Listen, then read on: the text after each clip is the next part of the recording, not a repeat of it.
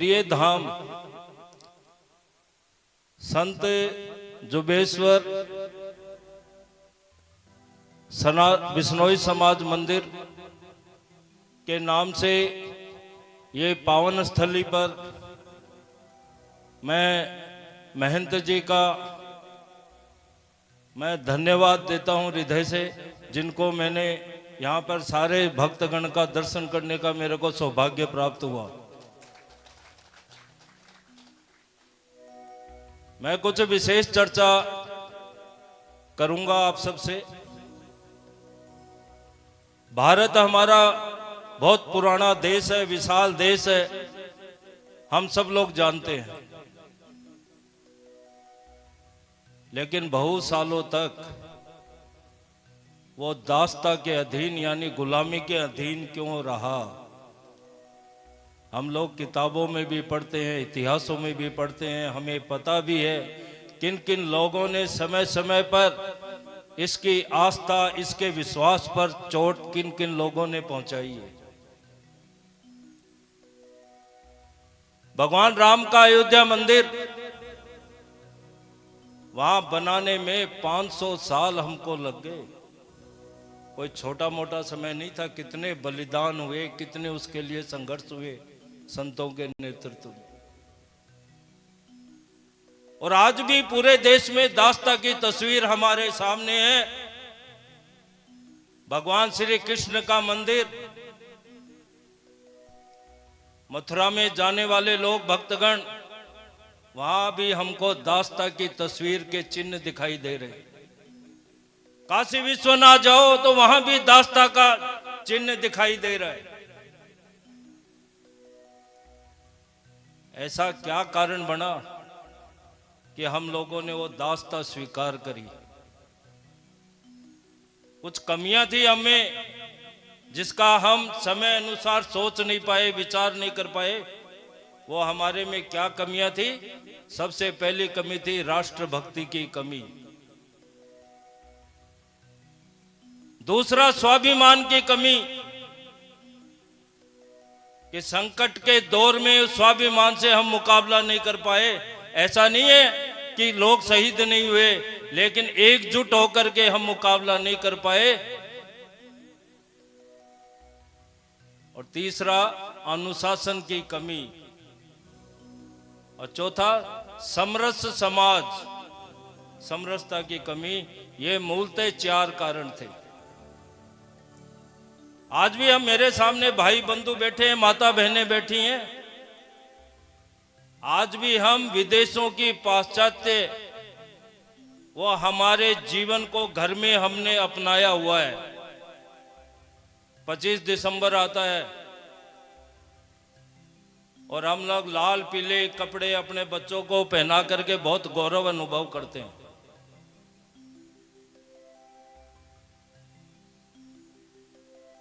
और जन्मदिन बच्चों का आता है तो केक काट करके हम मोमबत्ती जला करके और से मोमबत्ती को बुझाने का फूंक मारते हैं। अग्नि हमारी देवता है, बुझाने का काम हमारी इस संस्कृति में नहीं है।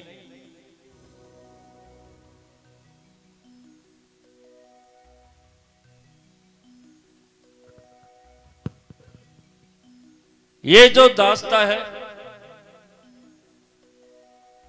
ये आज भी कुछ लोगों के द्वारा, विदेशी पाश्चात्य की नीतियों के द्वारा हमारे घरों में प्रवेश करी हुई है। इसके लिए बहुत महत्वपूर्ण 5 प्रण आज हमको सामने संघ ने बहुत सोच विचार करके हमको दिया है। पहला, पर्यावरण सुरक्षा। बिश्नोई समाज 20+9 29 नियमों का पालन करने वाला ये समाज पूरे देश के समाज के लोगों को प्रेरणा देता है।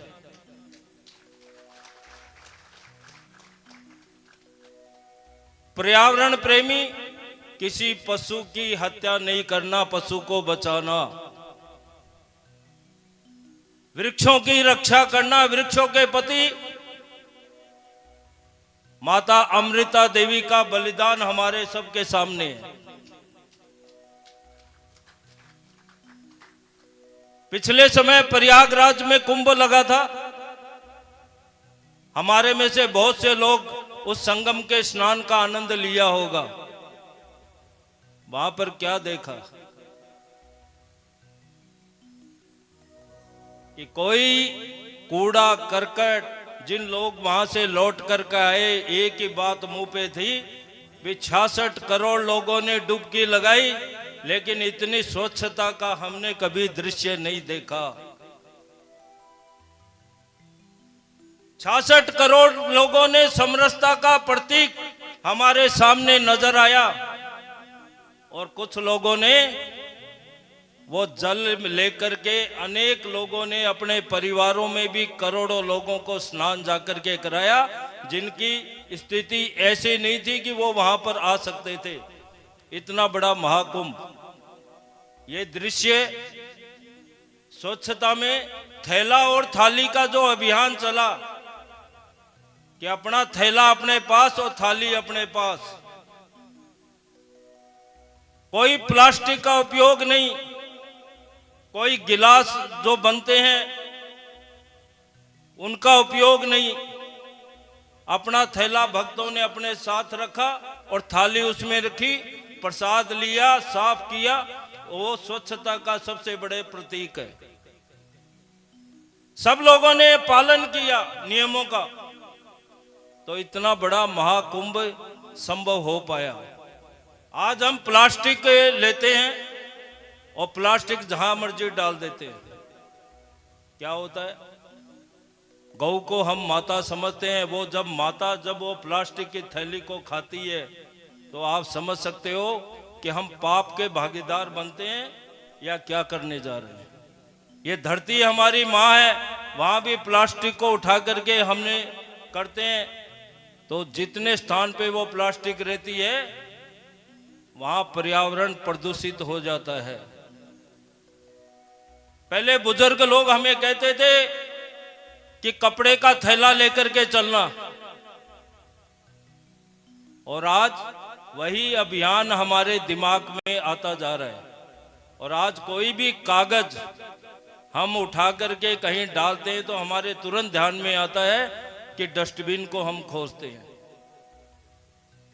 तो स्वच्छता हमारे जीवन का और इस समाज का और इस देश के लिए कितना उपयोगी है, कितना स्वच्छ भारत को हम बना सकते हैं, आज हमको देखने को मिल रहा है।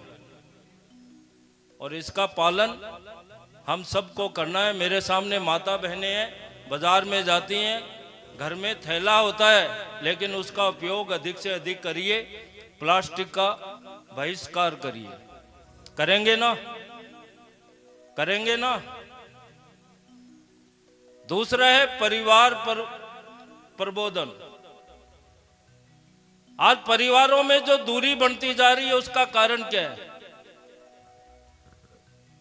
हमारे में आपसी प्रेम नहीं है, उसका कारण क्या है? हमारा हाथ पहले ऐसे होता था, अब ऐसे होता है क्या? हमारा हाथ हमारे परिवार के लिए ऐसे हम करने लग गए। यह हमारी दूरी का कारण है। हम साथ में बैठना भूल गए, साथ में भोजन करना भूल गए परिवार के साथ, साथ में भजन करना भूल गए। यदि भोजन और भजन जिस परिवार में चलेगा, वो परिवार में दूरियां बढ़ेगी नहीं, कम होगी। कम से कम सप्ताह में एक बार भोजन करिए, और वो संभव नहीं है तो महीने में 2 बार करने की आदत डालिए। पूरा परिवार इकट्ठे भोजन करिए। कोई हनुमान चालीसा का पाठ करते हैं, कोई कथा करते हैं, कोई रामायण का पाठ करते हैं, कोई भी जिस धर्म में अपना विश्वास रखते हैं उसका पाठ करते हैं। क्या हम परिवार सहित करते हैं? क्या हनुमान चालीसा का पाठ करते हैं, 5 मिनट लगते हैं। क्या पूरा परिवार हम कर सकते हैं क्या? यदि पूरा परिवार 15 दिन में एक बार करेंगे तो हमारे मन की दूरियां समाप्त होती जाएगी। तो मैंने कहा भजन भोजन, और तीसरा सूत्र है भाषा और भूषा। परिवार में रहने वाले लोग उसमें अपने परिवार में भाषा का उपयोग कैसे करते हैं। वो छोटा सा बच्चा है, वो अपने दादाजी को भी देखता है, अपने पिताजी को भी देखता है, अपने ताऊ जी को भी देखता है। यदि परिवार में अपशब्दों का प्रयोग होता है तो उस बच्चे पे छाप पड़ती है। यदि परिवार का व्यक्ति कोई नशे से का सेवन करता है तो उस बच्चे पे भी असर पड़ेगा। फिर हम लोग कहते हैं कि हमारा बच्चा सुधर नहीं रहा, बिगड़ गया है। उसका कारण क्या है, ये आप सोचिए कि शुरुआत कहां से हुई। और चौथा क्या है, भूसा, यानी हमारे वस्त्र। हमारे शादी विवाह होते हैं, बच्चों को वस्त्र हम ही दिलाते हैं, और दिलाने के साथ में वो वस्त्र कैसे हम दिलाते हैं, क्या भारतीय संस्कृति के अनुसार दिलाते हैं क्या? शादी विवाह में उन वस्त्रों का चयन कौन करते हैं? हमारे ही परिवार करता है। दुकान पे हम ही जाते हैं, अपने बच्चों को, महिलाओं को वस्त्र दिलाते हैं। तो सनातन जो हमारी है वो है कि वस्त्रों की मर्यादा जितनी हमारी संस्कृति में बताया है वो हमारे परिवार, हमारी संस्कृति के अनुसार होना चाहिए। और पांचवा है भवन। जिस भवन में हम रहते हैं वहां बुजुर्ग रहते हैं, जिनकी तपस्या के अनुसार वो छत में हम सारा परिवार रहते हैं, कुशल करते हैं, गीत गाते हैं, भजन करते हैं, भोजन करते हैं। उस बुजुर्ग के पास रात में कोई हमारा सदस्य, उनके सपुत्र है, उनकी सेवा है, क्या हम ध्यान रखते हैं क्या? उसके पैरों के नीचे बैठ करके हम कोई आधा पौन घंटा उनके साथ व्यतीत करते हैं क्या? जिन्होंने हमारे लिए वो छत अपनी पसीने की कमाई से बना करके दी है। और छठवां है भ्रमण। आपके नजदीक ये धाम है, आपके नजदीक कोई मंदिर है, आपके नजदीक कोई भी धार्मिक स्थान है, क्या परिवार सहित सप्ताह में एक बार या 15 दिन में पूरा परिवार सहित हम जाते हैं क्या? पूरे देश में इतने धार्मिक स्थान हैं, साल में एक बार हम परिवार के साथ भ्रमण करने के लिए जाते हैं क्या? योजना बनाइए, उसमें आपको श्रद्धा और विश्वास के जो केंद्र देखने से परिवार में, बच्चों में अपने आप संस्कारों का निर्माण होता है। और तीसरा जो प्रण है वो है स्वदेशी। हम परिवार में रहते हैं। पिछली बार अमेरिका के राष्ट्रपति ने 50% टैरिफ लगाया, भारत पर अंकुश लगा दिया कि भारत देश है वो निर्यात नहीं कर सके कपड़ों का। भारत के 140 करोड़ जनता है, यहां देश में अपने से बनी हुई वस्तुओं का उपभोग और उत्पादन दोनों में कोई कमी नहीं हो सकती। खपत भी पूरी है और उत्पादन करें और घरों में उसका से उपयोग करें, तो वो जो पैसा है स्वदेशी वस्तुओं का वो हमारे देश के लिए काम आएगा। विदेशी चीजें खरीदेंगे तो वो विदेशों की गुलक में जाएगा। चौथा है नागरिक कर्तव्य। हम ही देश के नागरिक हैं, तो हमारे लिए नियमों का पालन करना सबसे बड़ा काम है। जो भी सरकार ने जो नियम बनाए हैं उनका पालन करें। यदि कहीं पर भी लाइन लगी हुई है तो धक्का मार करके हमें आगे नहीं बढ़ना। वो भी हमारा ही भाई है जो पहले से लाइन में लगा हुआ है। किसी से अप्रोच करने की जरूरत नहीं। यदि उसको 2 घंटा लगेगा लाइन में तो 2 घंटा हम भी लाइन में खड़े हैं काम करवाने के लिए। वो क्यों? इस देश के नागरिक कर्तव्य है। यदि हम स्कूटर गाड़ी में जा रहे हैं, लाल बत्ती हो रही है, कोई ट्रैफिक वाला नहीं खड़ा है, तो ये नहीं है गाड़ी को निकाल लेना। जिंदगी परमात्मा ने दी है हमको, उसकी सुरक्षा करना, उसकी रक्षा करना हमारा काम है। जब रेड लाइट हो तो हमें क्रॉस नहीं करना चाहिए। तो नियमों का पालन करने से ही देश का जो नागरिक है वो समाज सुदृढ़ होगा, देश सुदृढ़ होगा। और 5वां है समरसता का भाव। संतों ने कोई जाति पात नहीं रखा हमारे सामने। जैसे मैंने कुंभ की चर्चा करी, वहां कोई जात पात नजर आया क्या? उसी संगम में सबने डुबकी लगाई, सब धन्य हो गए। ये ऐसा ही हमारा भारत देश समरसता का प्रतीक है। इसमें ऐसे ही हम डुबकी लगा करके आगे बढ़ना है। अंत में मैं 5 मिनट आपसे और महत्वपूर्ण बात करूंगा। 4 युग हैं। पहला युग आया था सतयुग, जहां भगवान विष्णु उस सतयुग में हमारे सामने थे। दूसरा त्रेता युग, जिसमें भगवान राम हमारे सामने थे। और तीसरा था द्वापर युग, जहां भगवान श्री कृष्ण को हमें दर्शन करने का सौभाग्य प्राप्त हुआ। और अब कौन सा युग चल रहा है? कौन सा युग चल रहा है? बोलो ना। कलयुग है। तो ये जो कलयुग है ना, 3 जो युगों में हमें भगवान के दर्शन करने का सौभाग्य प्राप्त हुआ। भगवान हमको समय समय पर प्रेरणा देते रहे। और जो इस देश में समाज विरोधी और देश विरोधी शक्तियां हैं, उससे रक्षा करनी है अपने परिवारों की आने वाले समय में। तो भगवान नहीं आएंगे। जिसकी संख्या बल, जिसकी एकजुटता अधिक होगी, वही इस लड़ाई को जीतेगा। पहले सीडीएस हुए थे बिपिन रावत जी, जिसका नाम सुना है। वो इस देश में, वो स्वर्गवास हो गया उनका कोई एक्सीडेंट में। उन्होंने क्या कहा था कि चाइना और पाकिस्तान को हम जीत सकते हैं, हमारी सेना सक्षम है और उनको हराने की क्षमता रखते हैं। लेकिन ये समाज में जो समाज विरोधी, जो शोभा यात्रा पे हमला करने वाले, जो हमारी बेटियों को ले जाने वाले, जो हमारी जमीनों को ले जाने वाले, इनसे सुरक्षित रहना है तो इस समाज को एकजुट रह करके हमको मुकाबला करना पड़ेगा। ये समाज ही करेगा, सेना नहीं करेगी। तो जो कलयुग की बात है, वो हमारे सीडीएस पहले बिपिन रावत जी ने बड़ी ढंग से उन्होंने रखी है। तो मेरा सबसे निवेदन है कि बिरसा संभाल मंच है, जैसे मेरा परिचय कराया, वो विरासत की संभाल करने का काम है। जो हम विरासत को भूल गए, ये गुरुओं की धरती है। दसम पिता गुरु गोविंद सिंह जी ने कहा था कि यदि हाथ, उनके बच्चे, उनका त्याग, उनके पूरा परिवार सर्वस्वदानी कहलाने वाला, क्यों? उन्होंने अपने धर्म को नहीं छोड़ा।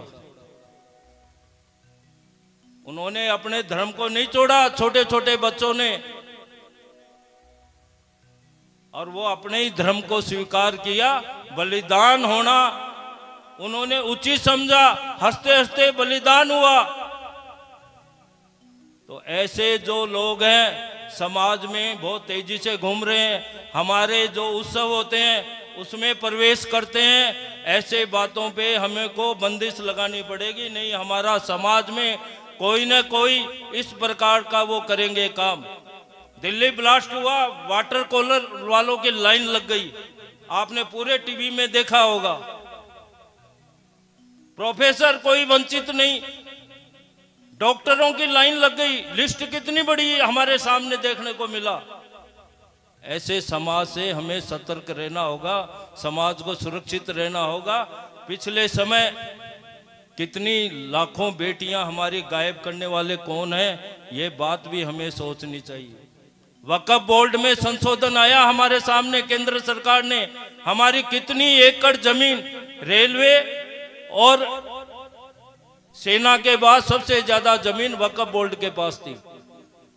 अरे देश का बंटवारा हो गया, 2 भाई अलग अलग हो गए, फिर वक्फ बोर्ड किस नाम का?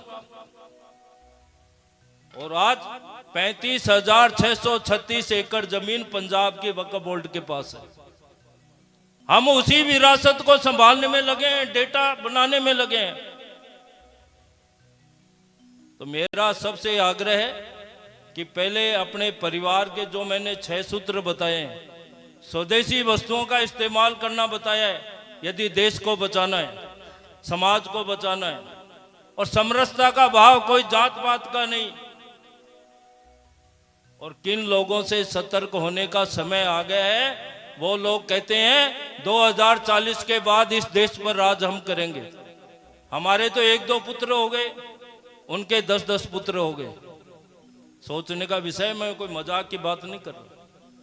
तो इन सब बातों से मेरा निवेदन है कि बिश्नोई जो समाज है, वो जो 29 नियम है, बड़ी श्रद्धा पूर्वक पूरे समाज को सीखने की प्रेरणा देता है। और एक मैंने नियम पढ़े हैं, और वो नियमों में महत्वपूर्ण पेड़ों की सुरक्षा और जीवों की सुरक्षा, किस प्रकार वो अपना जीवन भी अर्पित, बलिदान देने में भी पीछे नहीं हटते। ऐसे बिश्नोई समाज को मैं एक बार फिर इस मंच से नमन करता हुआ आज्ञा लेता हूं। भारत माता की, भारत माता की। वंदे वंदे। संत गुरु जुबेश्वर महाराज की, संत गुरु जुबेश्वर महाराज की।